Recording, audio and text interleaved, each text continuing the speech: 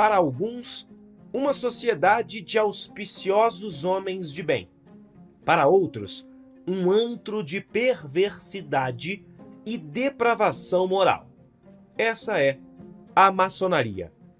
Permeada sempre por lendas e conjecturas, essas organizações despertaram curiosidade durante séculos. Contudo, o que se esconde por trás do véu dessas lendas? É o que vamos descobrir.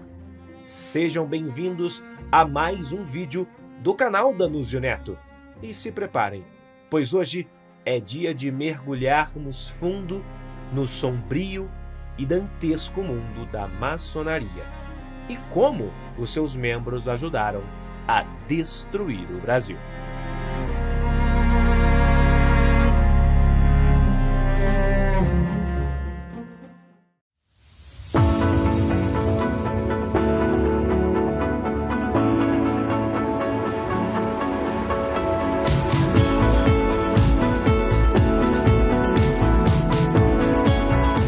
Tal como boa parte das mazelas da humanidade, as origens da maçonaria são tremendamente distantes e incertas, para não dizer obscuras.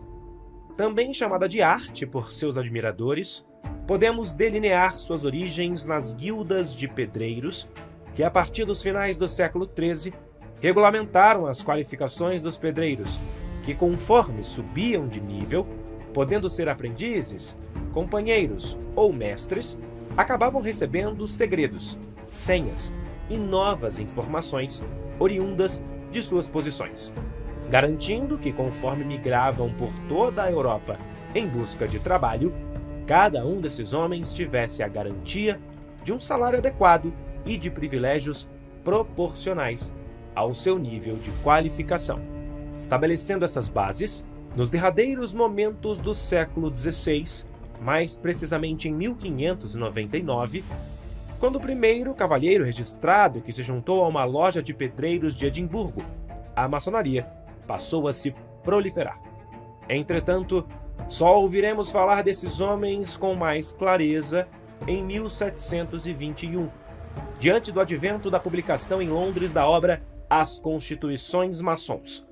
por intermédio do ministro presbiteriano escocês James Anderson, que deu o pontapé derradeiro para que a maçonaria se tornasse popular dentro das cidades, à medida que as elites políticas, comerciais e intelectuais se reuniam nas lojas maçônicas.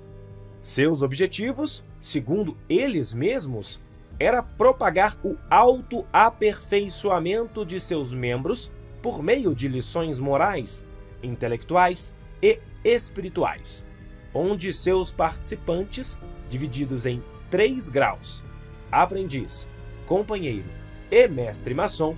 ainda professariam suas crenças na deidade conhecida, o arquiteto supremo do universo, apesar de poderem existir particularidades em cada loja maçônica.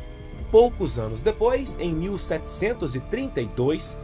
a maçonaria atravessaria o Oceano Atlântico, tendo se fincado, tal como um vírus ou um parasita, no seio da sociedade americana, especialmente na Filadélfia e em Boston, onde a grande loja maçônica da Inglaterra financiaria a loja St. John's de Boston, que está de pé até os dias de hoje, absolutamente incólume. O impacto de tudo isso foi tão vasto que a maçonaria, de mãos dadas com o maníaco movimento iluminista, um dos principais desencadeadores em 1789 da sanguinária Revolução Francesa, infiltrou-se em quase todas as camadas das elites britânicas e americanas, ao passo que durante a Guerra Anglo-Americana de 1812, os principais líderes eram maçons, tais como George Washington, Benjamin Franklin, James Otis e Paul Revere. George Washington, que tinha se juntado à maçonaria na juventude, filiando-se em Fredericksburg, na Virgínia, em uma loja em que vários de seus companheiros, tal como Hugh Mercer, George Whedon e Thomas Posey, serviram no exército continental ou na milícia da Virgínia. Chegou ao cúmulo de receber ritos maçônicos em seu funeral, por intermédio da Loja Alexandria, isso em 1799. Contudo, não foi só nas grandes e nas emergentes potências da Europa e da América do Norte que a maçonaria prosperou, pois bem aqui no Brasil,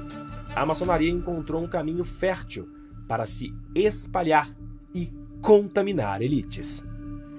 Já durante o século XVIII,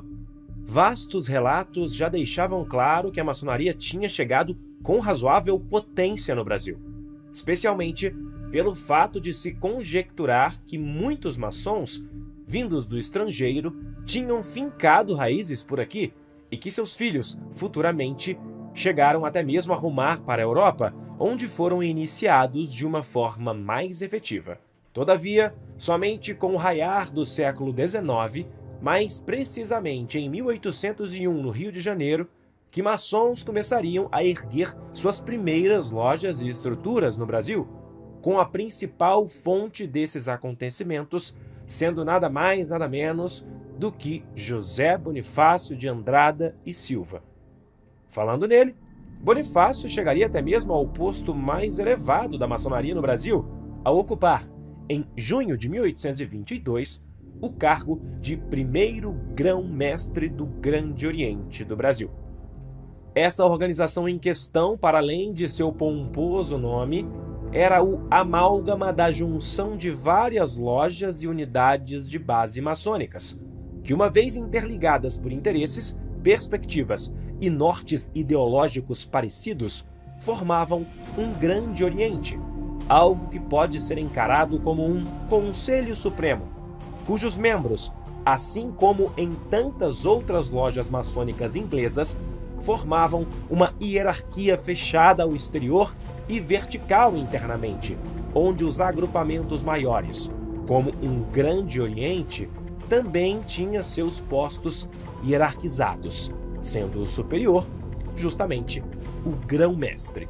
Quanto a Bonifácio, ele teria um papel determinante para a definitiva emancipação do Brasil do Império Português. Contudo, pútrida como era, a maçonaria não teria como ter rendido bons frutos ao recém-fundado Império do Brasil, guiado pelo imperador Dom Pedro I. Infestando a máquina pública e os gabinetes imperiais, turbas de maçons conseguiram uma influência de proporções homéricas no Brasil, ao passo que, quando o país mergulhou na Guerra da Tríplice Aliança em outubro de 1864, mais conhecida como a Guerra do Paraguai, toda sorte de figuras relevantes do comando do conflito eram maçons, tais como Paulino José Soares de Souza, o Visconde de Uruguai. Porém, até aquele momento, apesar de fortes, as forças maçônicas que infestavam o Brasil ainda não tinham influência total, algo que começou a mudar completamente a partir do final da Guerra do Paraguai, em 1870, pois o guia máximo da nação, o imperador Dom Pedro II, em um mergulho dantesco e criminoso em ideias falidas, começou a perseguir membros honrosos da Igreja Católica.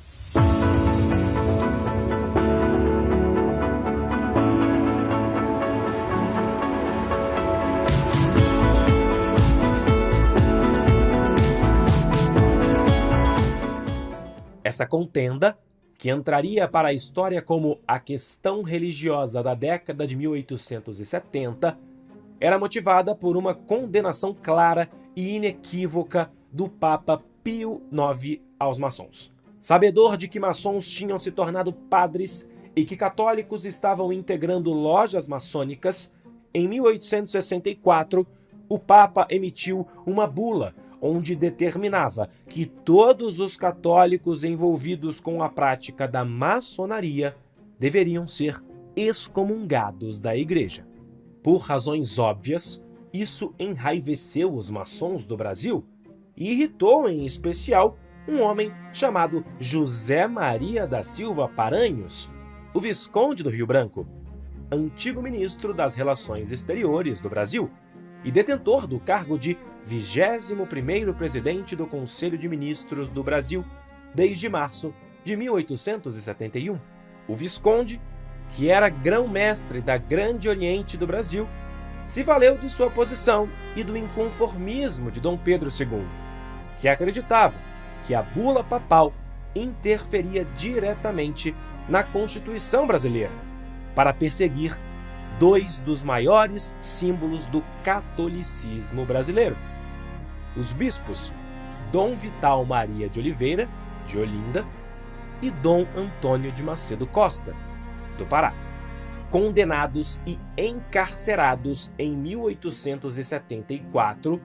Os dois religiosos foram os principais exemplos da perseguição contra os católicos brasileiros durante o reinado de Dom Pedro II, com suas prisões sendo defendidas apaixonadamente na imprensa, onde inúmeros cartunistas maçons empreenderam uma dura campanha anticlerical, jamais vista, antes ou depois, na história do país. Um dos principais membros dessas turbas de lunáticos foi Joaquim Saldanha Marinho, que escreveu artigos publicados no Jornal do Comércio sob o pseudônimo de Ganganelli, defendendo a maçonaria durante a crise. Criminosas, essas ações do imperador minaram seu apoio dentro da igreja, e mais do que isso, tal como um tolo que alimenta um crocodilo com outros corpos na esperança de ser devorado por último, Dom Pedro II só conseguiu fortalecer seus inimigos velados,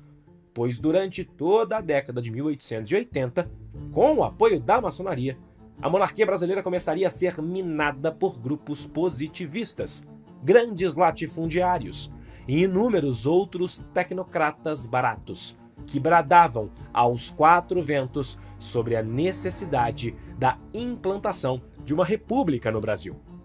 Fosse por vontade popular, isso jamais teria acontecido. Entretanto, como a história bem nos ensina, jamais foi preciso que o povo estivesse totalmente do lado de uma revolta para que ela desse certo. Assim sendo, ao cooptarem o apoio de um dos maiores traidores da história brasileira para o seu lado, o Marechal Deodoro da Fonseca, um pequeno e incipiente grupo de maçons e positivistas tomou o poder do Brasil em 15 de novembro de 1889, graças, principalmente, à inação do imperador. Expulso como um cão sarnento, o imperador foi substituído pelo próprio Deodoro, que era testa de ferro de um governo pútrido e já falido desde o seu alvorecer, que em seu primeiro gabinete ministerial provisório contou com 8 maçons, dentre eles o próprio Deodoro, que foi eleito em 19 de dezembro de 1889 e posteriormente empossado em 24 de março de 1890 como o grão-mestre da Grande Oriente do Brasil. Dentre os ministros maçons empossados, um dos mais famosos era Rui Barbosa, que assumiu o cargo de ministro da Fazenda e, como grande presente ao povo, entregou a maior crise econômica da história do Brasil em assombrosos 6 meses, algo que ficaria conhecido como encilhamento. Mas, claro, não parou por aí.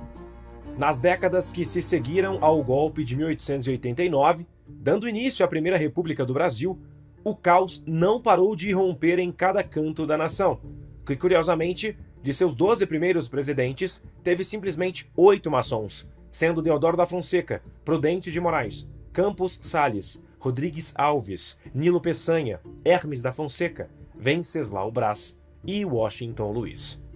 Ao mesmo tempo, em inúmeras outras áreas do poder, como nos governos estaduais, a situação ficava ainda mais escancarada, como em São Paulo, onde 13 dos 17 governadores foram maçons. E claro, também entre incontáveis senadores, a maçonaria era abraçada alegremente, como um dos mais poderosos da época, mas que foi relativamente esquecido pela história: Lauro Sodré.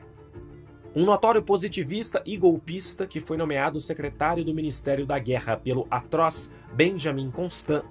Lauro Sodré se consolidou no final do século XIX e no começo do século XX como um dos mais bem-sucedidos políticos do país, tendo sempre vitórias fáceis no Pará, onde foi senador, governador e deputado.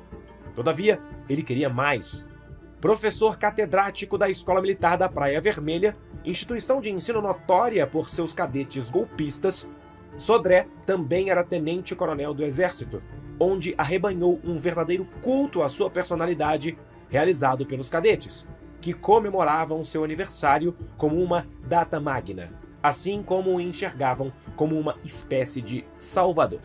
Por conta disso, e contando com o apoio crucial do clube militar, Sodré e inúmeros outros oficiais de alta patente do exército tramaram um golpe de Estado em novembro de 1904, visando se aproveitarem das manifestações nas ruas do Rio de Janeiro, onde a população protestava contra os abusos do prefeito Pereira Passos, que autorizou verdadeiras invasões de residências para que pessoas fossem vacinadas à força, a chamada Revolta da Vacina. Sabedores dos desconhecimentos do povo, Sodré, que em 20 de maio de 1904 foi eleito grão-mestre do Grande Oriente do Brasil, ao lado de vários criminosos do exército, ajudou a criar o caos nas ruas do Rio de Janeiro, na esperança de que isso criasse uma brecha para um golpe de Estado. No final das contas, em 14 de novembro, após mais de 40 policiais terem morrido, juntamente com dezenas de civis, Sodré deu o pontapé inicial em um golpe de Estado fracassado, onde o general Rodrigues Travassos guiou uma tropa de poucas centenas de homens contra o Palácio do Catete, que foi derrotada sem muitos problemas. Travassos morreria. Alguns cadetes envolvidos no golpe teriam suas carreiras destruídas, mas Sodré, que fugiu do campo de batalha, se valendo de sua influência praticamente sem limites, já no ano seguinte foi solto e anistiado, tendo concorrido à presidência em 1906. Doravante, por todo o restante do século XX, ora de um modo mais silencioso, ora de maneiras mais estrondosas, a maçonaria seguiria expandindo seus tentáculos, com milhares dessas lojas tendo sido construídas pela nação. E hoje, apesar de aparentemente inertes, seus membros seguem ocupando postos dos mais elevados, garantindo para o povo somente uma pergunta: o que nos aguardará? Mas e você? O que acha de tudo isso? Qual é a sua opinião sobre a maçonaria e o seu impacto no Brasil? E claro, se você desejar uma experiência ainda mais completa e aprofundada, saiba que o vídeo que você acabou de assistir tem um material exclusivo. Para ter acesso, clique no primeiro link que está na descrição do vídeo. E claro, não se esqueça de se inscrever no canal, pois toda semana estaremos trazendo novos conteúdos que certamente irão ampliar seus conhecimentos sobre o Brasil e o mundo. Além disso, não se esqueça de no Instagram seguir o professor Danúzio Neto para se manter informado. Um abraço e até o próximo vídeo.